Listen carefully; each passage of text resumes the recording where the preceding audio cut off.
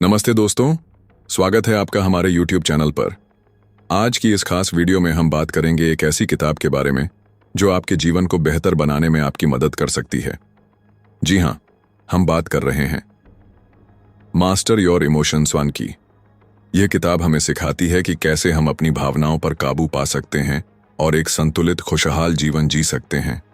कितनी बार ऐसा होता है कि हम अपनी भावनाओं के कारण गलत फैसले ले लेते हैं या अपने रिश्तों में तनाव ला देते हैं। भावनाएं हमारे जीवन का एक महत्वपूर्ण हिस्सा हैं, लेकिन जब ये हमारे नियंत्रण से बाहर हो जाती हैं, तो ये हमें और हमारे आसपास के लोगों को नुकसान पहुंचा सकती हैं। मास्टर योर इमोशंस सिर्फ एक किताब नहीं, बल्कि एक मार्गदर्शक है जो आपको अपनी भावनाओं को समझने, पहचानने और उन पर नियंत्रण करने की कला सिखाती है। इस किताब में आपको मिलेंगे व्यावहारिक टिप्स और रणनीतियां जो आपके दैनिक जीवन में मदद करेंगी। चाहे आप तनाव, चिंता या अवसाद से जूझ रहे हों या फिर अपने काम और निजी जीवन के बीच संतुलन बनाना चाहते हों, यह किताब आपके लिए एक शानदार टूल साबित हो सकती है। इसकी सबसे बड़ी खासियत यह है कि यह हमें सिखाती है कि कैसे हम अपने विचारों को सकारात्मक दिशा में ले जा सकते हैं। अक्सर हम नकारात्मक विचारों में फंस जाते हैं, जिससे हमारा मूड और हमारी सेहत दोनों प्रभावित होती हैं। इस किताब में दी गई तकनीकों की मदद से हम अपने नकारात्मक विचारों को पहचान सकते हैं और उन्हें सकारात्मक विचारों में बदल सकते हैं। तो अगर आप भी अपनी भावनाओं को बेहतर तरीके से प्रबंधित करना चाहते हैं और अपने जीवन में सकारात्मक बदलाव लाना चाहते हैं, तो इस वीडियो को अंत तक जरूर देखें। हम आपको इस किताब के हर पहलू से रूबरू कराएंगे और बताएंगे कि आप इसे अपने जीवन में कैसे लागू कर सकते हैं। वीडियो को लाइक करें, शेयर करें और अगर आपने अभी तक हमारे चैनल को सब्सक्राइब नहीं किया है तो जल्दी से सब्सक्राइब कर लें ताकि आप आगे भी ऐसी ही ज्ञानवर्धक वीडियो देख सकें।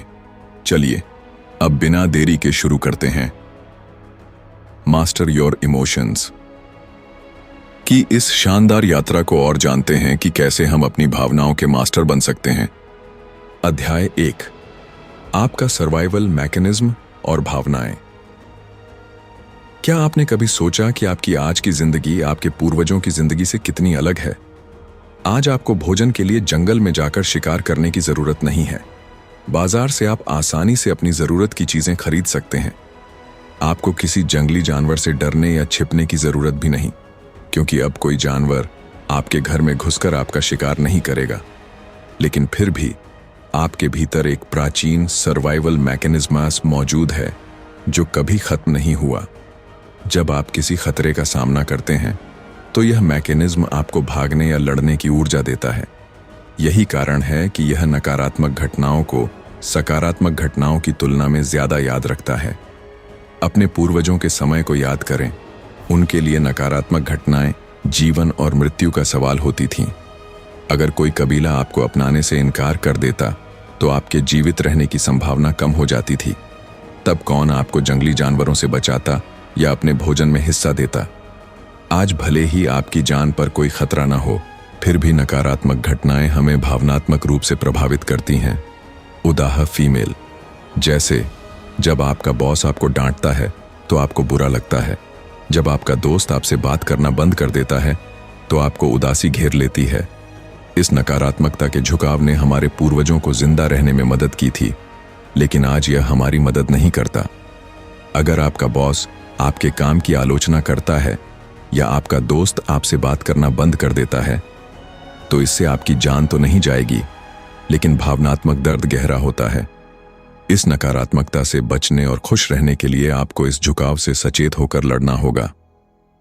डोपामिन, एक न्यूरोट्रांसमीटर, तब रिलीज होता है जब आप कुछ खास करते हैं, जैसे स्वादिष्ट खाना खाना। यह आपके मस्तिष्क के प्लेजर सेंटर को सक्रिय करता है और आपको खुशी देता है। लेकिन डोपामिन का दुरुपयोग, जैसे लगातार खाना खाना या किसी चीज की लत, आपके स्वास्थ्य के लिए हानिकारक हो सकता है। आपको नई कार या नया फोन खरीदने से जो खुशी मिलती है वह अस्थायी होती है। इसे हेडोनिक एडॉप्शन कहते हैं। यह खुशी थोड़े समय के लिए होती है और फिर आपका खुशी का स्तर सामान्य हो जाता है। द हाउ ऑफ हैप्पीनेस के लेखक सोजा लुबोमिर्स्की के अनुसार आपकी खुशी का 50% हिस्सा आपके जीन, 40% आंतरिक कारकों और केवल 10% बाहरी कारकों जैसे भौतिक चीजें या प्रमोशन से आता है।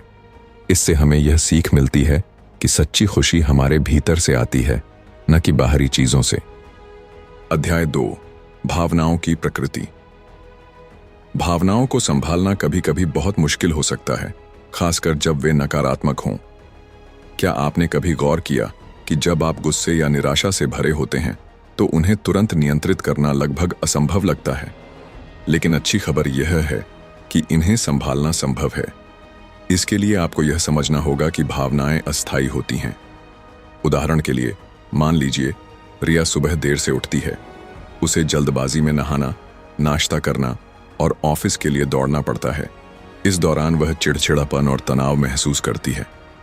भले ही वह खुद से कहे कि उसे शांत रहना चाहिए, यह तरीका काम नहीं करता। इसके बजाय रिया अपनी भावनाओं से खुद को अलग करने की कोशिश करती है।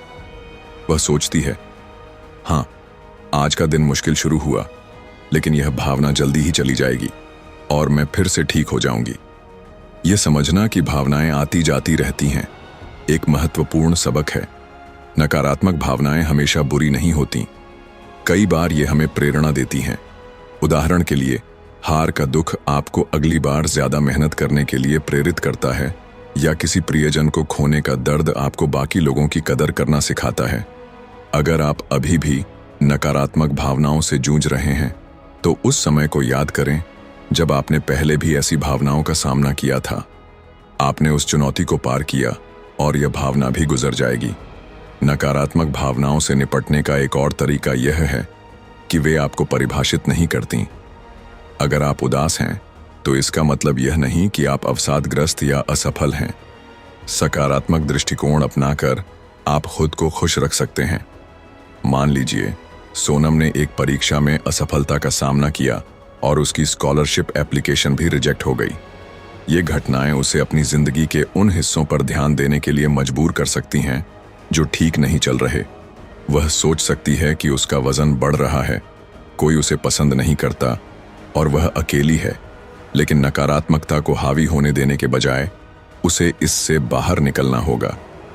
सोनम ने महसूस किया कि छोटी छोटी गलतियों पर वह खुद पर गुस्सा करती थी। उसने अपनी पुरानी गलतियों पर ध्यान देना बंद किया और खुद को याद दिलाया कि वह भी इंसान है और गलतियां होना स्वाभाविक है। उसने अपनी उपलब्धियों को भी याद किया और नकारात्मक विचारों के चक्र को तोड़ा। यह समझना कि भावनाएं अस्थायी हैं, आपको उन्हें बेहतर तरीके से संभालने में मदद करता है। अध्याय 3, अपनी धारणाओं को बदलें। क्या आप जानते हैं कि आपकी खुशी का केवल 10% हिस्सा बाहरी चीजों पर निर्भर करता है? आपकी संपत्ति, उपलब्धियां या बाहरी चीजें उतना प्रभाव नहीं डालती जितना आप सोचते हैं। हमारी धारणाएं और विश्वास हमारी भावनाओं को गहरे रूप से प्रभावित करते हैं। आइए कुछ सामान्य धारणाओं पर नजर डालें और देखें कि उन्हें कैसे बदला जा सकता है। 1, यह एक समस्या है। जब हम किसी स्थिति को समस्या के रूप में देखते हैं तो यह हमारी चिंता बढ़ाती है। उदाहरण के लिए, मान लीजिए कि नेहा को पता चलता है कि उसे नौकरी से निकाला जा सकता है। पहले तो यह उसे बहुत बड़ी समस्या लगती है और वह डर में डूब जाती है। लेकिन फिर वह सोचती है, अगर यह समस्या नहीं बल्कि एक अवसर है। उसने इसे अपने सपनों की नौकरी तलाशने का मौका माना। इस नए दृष्टिकोण ने उसकी चिंता को कम किया और उसे नई ऊर्जा दी। 2, मुझे शादी करके बच्चे पैदा करने चाहिए। यह धारणा अक्सर समाज या परिवार के दबाव से आती है, लेकिन क्या यह जरूरी है कि हम समाज की हर अपेक्षा को पूरा करें? शादी और बच्चे का फैसला आपका अपना होना चाहिए, न कि सामाजिक दबाव का परिणाम। 3, मुझे भविष्य की चिंता सता रही है। भविष्य की अनिश्चितता हमें डराती है, लेकिन चिंता करने से स्थिति नहीं बदलती। इसके बजाय वर्तमान पर ध्यान दें और आज को बेहतर बनाने की कोशिश करें। 4, यह मेरी किस्मत है। जब चीजें गलत होती हैं तो हम किस्मत को दोष देते हैं, लेकिन अपनी जिम्मेदारी लेना सीखें। अपने कार्यों के लिए खुद को जिम्मेदार ठहराएं। इससे आप अपने जीवन को बेहतर बनाने की दिशा में प्रेरित होंगे। 5, मुझे हमेशा सही होना चाहिए। यह धारणा हमें तनाव देती है। गलतियां करना मानव स्वभाव है। अपनी गलतियों से सीखें और आगे बढ़ें। 6 मैं दूसरों को खुश करना चाहता हूं। दूसरों को खुश करने की कोशिश में हम अपनी खुशी को भूल जाते हैं। अपनी खुशी को प्राथमिकता दें। 7 मैं कुछ नहीं बदल सकता। यह सोच हमें हतोत्साहित करती है। आप अपनी परिस्थितियों को नहीं बदल सकते, लेकिन अपनी प्रतिक्रिया को जरूर नियंत्रित कर सकते हैं। इन धारणाओं को बदलने का मतलब है अपने जीवन को नए दृष्टिकोण से देखना। जब आप अपनी सोच बदलते हैं तो आपकी भावनाएं भी बदलने लगती हैं। अध्याय 4 अपनी भावनाओं को जाने दें। अपनी भावनाओं को दबाना आपके मानसिक और शारीरिक स्वास्थ्य के लिए हानिकारक हो सकता है। गुस्सा, कड़वाहट या अन्य नकारात्मक भावनाएं आपके शरीर पर असर डालती हैं। उदाहरण के लिए, जब आपको गुस्सा आता है तो आपकी दिल की धड़कन बढ़ जाती है और ध्यान केंद्रित करना मुश्किल हो जाता है। पेनियन की कहानी लें। जब उसके बॉस ने तीसरी बार उसके काम में सुधार की बात कही तो उसे लगा कि वह इस नौकरी के लायक नहीं है, लेकिन उसने खुद को अपनी भावनाओं से अलग किया और सोचा, मुझे बेवकूफ जैसा लग रहा है, लेकिन मैं बेवकूफ नहीं हूं। यह दृष्टिकोण उसे नकारात्मकता से बचाने में मदद करता है। 1 भावनाओं को लेबल दें। अपनी भावनाओं को अस्थायी समझें।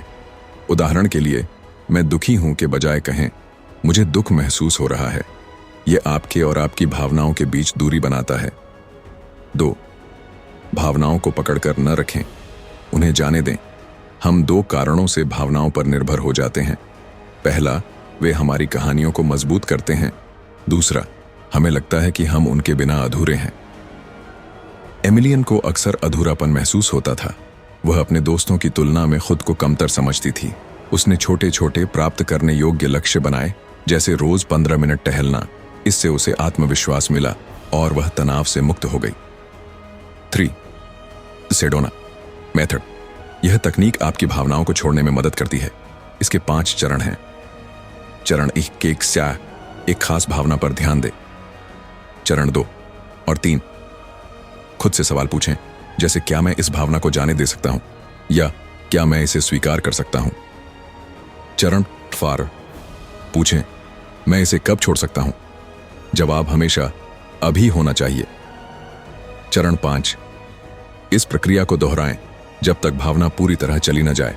यह विधि सरल लेकिन प्रभावी है। इसे रोज आजमाएं और आप अपनी भावनाओं के मास्टर बन जाएंगे। अध्याय 5 भावनाएं आपका मार्गदर्शन कैसे करती हैं। भावनाएं हमारी जिंदगी का हिस्सा हैं। कभी हल्की खुशी, कभी गहरा दुख, तो कभी तेज गुस्सा। लेकिन क्या आपने सोचा कि ये भावनाएं आपका मार्गदर्शन कर सकती हैं?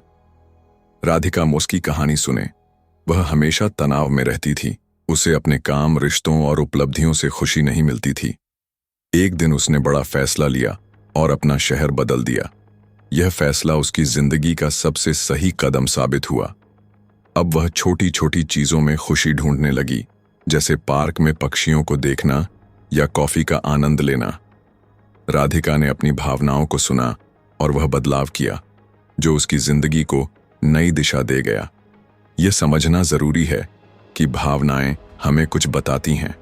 अगर आप परेशान या दुखी हैं, तो यह संकेत हो सकता है कि आपको अपनी जिंदगी में बदलाव की जरूरत है। सेल्फ अवेयरनेस यानी अपनी भावनाओं को समझना आपको यह देखने की ताकत देता है कि आप क्या महसूस कर रहे हैं और क्यों। The 15 commitments of conscious leadership.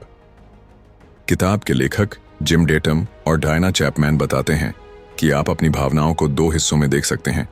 Line से ऊपर सकारात्मकता और कृतज्ञता, और रिमार्क लाइन से नीचे नकारात्मकता और असंतोष।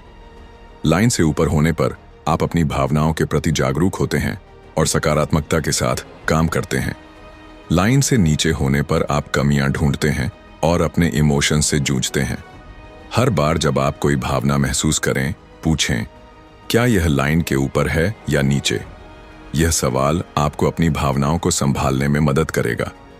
अगर आप लाइन से नीचे हैं, तो अपनी भावनाओं को समझें, स्वीकार करें और उन्हें जाने दें। अध्याय 6 अपनी भावनाओं को रिकॉर्ड करें। अपनी भावनाओं को रिकॉर्ड करना उन्हें समझने का एक शानदार तरीका है। यह सिर्फ अपनी फीलिंग्स का हिसाब रखने के लिए नहीं, बल्कि यह जानने के लिए है कि आप अपने सकारात्मक इमोशंस को कैसे बढ़ा सकते हैं और नकारात्मक इमोशंस से कैसे निपट सकते हैं। एक हफ्ते के लिए अपनी भावनाओं को रेट करें। 1 का मतलब सबसे बुरा दिन और 10 का मतलब सबसे अच्छा दिन। हर दिन अपनी भावनाओं को लिखें। क्या आप खुश थे, गुस्से में थे या उदास थे? हफ्ते के अंत में अपने स्कोर का कुल जोड़ निकालें। फिर खुद से सवाल पूछें, आपने कौन कौन सी नकारात्मक भावनाएं महसूस की? क्या ये भावनाएं सही थीं या आपने उन्हें गलत समझा? अगली बार इनसे निपटने के लिए आप क्या करेंगे? जब आप अपनी भावनाओं को रिकॉर्ड करते हैं तो आप 2 चीजें हासिल करते हैं। 1, आप अपनी भावनाओं के प्रति ज्यादा जागरूक हो जाते हैं। 2, आप नकारात्मक भावनाओं से निपटने के बेहतर तरीके ढूंढ लेते हैं। यह प्रक्रिया आपको खुद से जोड़ती है। आप समझते हैं कि कौन सी चीज आपको खुशी देती है और कौन सी दुख। यह समझ आपको एक संतुलित और खुशहाल जिंदगी की ओर ले जाती है। अध्याय 7, अपनी भावनाओं को खुलकर व्यक्त करें। क्या आप अपनी भावनाओं को खुलकर व्यक्त करते हैं? कई बार हम अपनी भावनाओं को दबा लेते हैं क्योंकि हमें लगता है कि उन्हें व्यक्त करना कमजोरी की निशानी है। लेकिन सच्चाई यह है कि अपनी भावनाओं को व्यक्त करना न केवल आपको हल्का महसूस कराता है, बल्कि आपके रिश्तों को भी मजबूत करता है। अनन्या की कहानी इसका एक बेहतरीन उदाहरण है। वह अपने परिवार से अपनी परेशानियां छिपाती थी क्योंकि उसे डर था कि वे उसे कमजोर समझेंगे। लेकिन एक दिन उसने हिम्मत जुटाई और अपनी सबसे करीबी दोस्त से अपनी चिंताएं साझा कीं। उसकी दोस्त ने उसे धैर्यपूर्वक सुना और कुछ व्यावहारिक सुझाव दिए। बात करने के बाद अनन्या को ऐसा लगा मानो उसके कंधों से एक भारी बोझ उतर गया हो। उसका तनाव कम हुआ और वह पहले से अधिक आत्मविश्वास महसूस करने लगी। अपनी भावनाओं को व्यक्त करने के तरीके साझा करें। किसी भरोसेमंद दोस्त, परिवार के सदस्य या थेरेपिस्ट से खुलकर बात करें। अपनी भावनाओं को शब्दों में बयान करने से वे कम डरावनी और अधिक प्रबंधनीय लगने लगती हैं। लिखें। अगर आप बात करने में सहज नहीं हैं, तो अपनी भावनाओं को एक डायरी में लिखें। यह आपके विचारों को व्यवस्थित करने और मन को शांत करने का एक शानदार तरीका है। रचनात्मकता अपनाएं। पेंटिंग, नृत्य, लेखन या संगीत जैसे रचनात्मक माध्यमों के जरिए अपनी भावनाओं को व्यक्त करें। ये गतिविधियां तनाव को कम करने और मन को सुकून देने में मदद करती हैं। सावधानी। भावनाओं को व्यक्त करते समय रचनात्मक और सकारात्मक रहें। गुस्से में चिल्लाना या दूसरों पर दोषारोपण करना रिश्तों को नुकसान पहुंचा सकता है। इसके बजाय मुझे ऐसा महसूस हो रहा है जैसे वाक्य इस्तेमाल करें जो आपकी भावनाओं को स्पष्ट और सम्मानजनक तरीके से व्यक्त करते हों। भावनाओं को खुलकर व्यक्त करने से आपका मन हल्का होता है और आप अपनी भावनाओं को बेहतर ढंग से समझ पाते हैं। यह आत्म जागरूकता और भावनात्मक स्वास्थ्य के लिए एक महत्वपूर्ण कदम है। अध्याय 8, अपनी भावनाओं को सकारात्मक कार्यों में बदलें। भावनाएं केवल महसूस करने के लिए नहीं होती, इन्हें सकारात्मक कार्यों में बदला जा सकता है। विकास की कहानी इस बात का प्रेरक उदाहरण है। वह अपने करियर में बार बार असफलताओं से निराश और दुखी था, लेकिन उसने अपने दुख को प्रेरणा में बदला और नई स्किल्स सीखने का फैसला किया। उसने एक ऑनलाइन कोर्स ज्वाइन किया, कड़ी मेहनत की और अंततः एक बेहतर नौकरी हासिल की। उसकी मेहनत और सकारात्मक दृष्टिकोण ने उसे न केवल सफलता दिलाई, बल्कि आत्मविश्वास भी दिया। भावनाओं को सकारात्मक दिशा में ले जाने के तरीके। नकारात्मक भावनाओं को प्रेरणा बनाएं। गुस्सा, दुख या निराशा को अपने आप को बेहतर बनाने की प्रेरणा में बदलें। उदाहरण के लिए, अगर आपको लगता है कि आपका बॉस आपकी कदर नहीं करता, तो अपनी स्किल्स को और बेहतर करें और नई उपलब्धियां हासिल करें। छोटे कदम उठाएं। बड़े बदलाव शुरू में डरावने लग सकते हैं। छोटे और प्राप्त करने योग्य लक्ष्य बनाएं, जैसे रोज 10 मिनट मेडिटेशन करना या एक नया कौशल सीखने के लिए समय निकालना। दूसरों की मदद करें। अपनी भावनाओं को सकारात्मक दिशा में ले जाने का एक शानदार तरीका है दूसरों की मदद करना। किसी जरूरतमंद की सहायता करने से आपको उद्देश्य की भावना और खुशी मिलती है। उदाहरण, अगर आप अकेलापन महसूस कर रहे हैं तो किसी सामुदायिक समूह या स्वयंसेवी संगठन में शामिल हों। यह न केवल आपको नए दोस्त बनाने का मौका देगा, बल्कि आपकी भावनाओं को सकारात्मक दिशा में ले जाने में भी मदद करेगा। अपनी भावनाओं को सकारात्मक कार्यों में बदलने से आप न केवल अपने जीवन को बेहतर बना सकते हैं, बल्कि दूसरों के लिए भी प्रेरणा बन सकते हैं। यह एक ऐसी यात्रा है जो आपको आत्मविकास और खुशी की ओर ले जाती है। निष्कर्ष: अपनी भावनाओं को खुलकर व्यक्त करना और उन्हें सकारात्मक कार्यों में बदलना हमारे जीवन को नई दिशा देने का एक शक्तिशाली तरीका है। अनन्या और विकास की कहानियां हमें यह सिखाती हैं कि भावनाएं, चाहे वे दुख, गुस्सा या निराशा हों, कमजोरी नहीं बल्कि आत्मविकास का एक अवसर हो सकती है। जब हम अपनी भावनाओं को स्वीकार करते हैं, उन्हें समझते हैं और सही दिशा में उपयोग करते हैं, तो हम न केवल अपने मानसिक और भावनात्मक स्वास्थ्य को बेहतर बनाते हैं, बल्कि अपने रिश्तों को भी गहराई और मजबूती प्रदान करते हैं। भावनाओं को व्यक्त करना एक कला है जो धैर्य, अभ्यास और आत्म जागरूकता की मांग करती है। चाहे आप किसी भरोसेमंद व्यक्ति से बात करें, अपनी भावनाओं को डायरी में उतारें या रचनात्मकता के माध्यम से उन्हें अभिव्यक्त करें, हर कदम आपको अपने भीतर की उलझनों को सुलझाने में मदद करता है। और जब इन भावनाओं को सकारात्मक कार्यों में बदला जाता है, जैसे नई स्किल्स सीखना, दूसरों की मदद करना या छोटे छोटे लक्ष्य हासिल करना, तो यह न केवल आपके जीवन को समृद्ध करता है, बल्कि आपको एक नई ऊर्जा और उद्देश्य की भावना प्रदान करता है। आज ही एक शुरुआत करें, एक छोटा सा कदम उठाएं, शायद किसी दोस्त से दिल की बात कहें, एक नया शौक अपनाएं या किसी जरूरतमंद की मदद करें। ये छोटे छोटे प्रयास आपके भीतर छिपी संभावनाओं को उजागर करेंगे और आपके जीवन को अधिक सार्थक बनाएंगे। याद रखें, आपकी भावनाएं आपकी ताकत हैं। उन्हें छिपाने के बजाय उन्हें अपनाएं, समझें और उन्हें अपने सपनों और लक्ष्यों को हासिल करने का ईंधन बनाएं। यह यात्रा न केवल आपको आत्मविकास की ओर ले जाएगी, बल्कि आपके आसपास के लोगों के लिए भी एक प्रेरणा बनेगी। तो आज से शुरू करें और अपनी भावनाओं को अपने जीवन की सबसे बड़ी शक्ति बनाएं।